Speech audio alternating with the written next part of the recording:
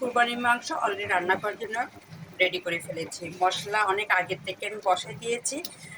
তারপরে মশলা কষানো হয়ে গেছে। এখন নিচ থেকে মাংস চলে আসছে, অন্তত রান্নার জন্য দিয়ে গেছে। সিনার মাংসগুলো আমি আগেই দিয়ে ফেলছি, যেহেতু মশলার সাথে সিনার মাংসটাও সিনার মাংস সিদ্ধ হতে একটু টাইম লাগে, এই জন্য আমি একটু আগে আগে দিয়েছি। এখন আমার গরুর মাংসটা আমার ধোয়া হয়ে গেছে। এটা অলরেডি শুধু খেতে বলেছে যে আপাতত বসায় দাও, বাকিটা হিসাব করে আসতেছে। এই জন্য আমি অলরেডি বসায় দিলাম আমার গরুর মাংস।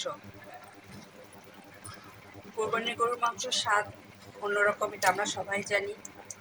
আর গরুর মাংস, কিনা মাংস আর গরুর কোরবানির মাংসের মধ্যে অনেক ডিফারেন্স আছে। এই কোরবানির মাংসের মধ্যে আল্লাহর রহমত থাকে। অসুখ যার কঠিন রোগ সেও এই কোরবানির মাংস খেতে পারে।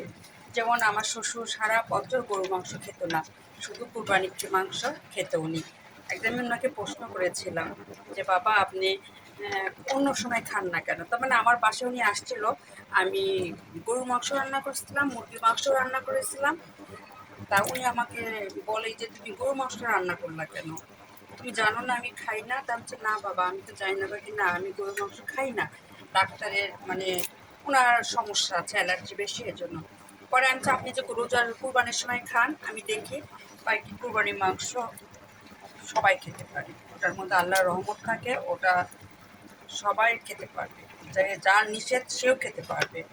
এই জন্য আমার শ্বশুর দেখছি উনি শুধু একমাত্র কুরবানির সময় কুরবানির মাংসই খায়, আর অন্য সময় উনি গরুর মাংস খায় না।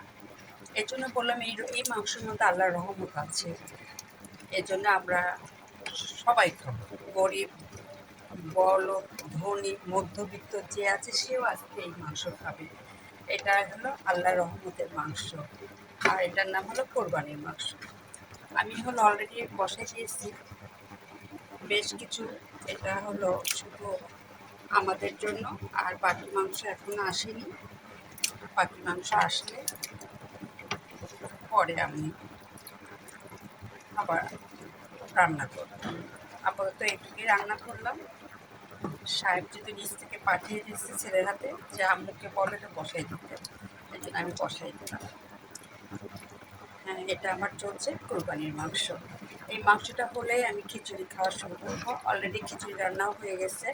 আমাদের বাসার নিয়ম, সকালবেলা কেনা যা থাকে মুরগি থাক একটা কিছু রান্না করে ফেলেছিলাম, আর দুপুরবেলা আমার সাহেব গরু টরু কেটে এসে গোসল করে উনি খিচুড়ি আর গরু মাংস খাবে। শুধু ছেলেও, শুধু উনি না, আমরা তিনজনে একসঙ্গে খাবো। আর মেয়ে তো নেই, মেয়ে যেহেতু বিয়ে হয়ে গেছে শ্বশুরবাড়িতে আছে, এখনও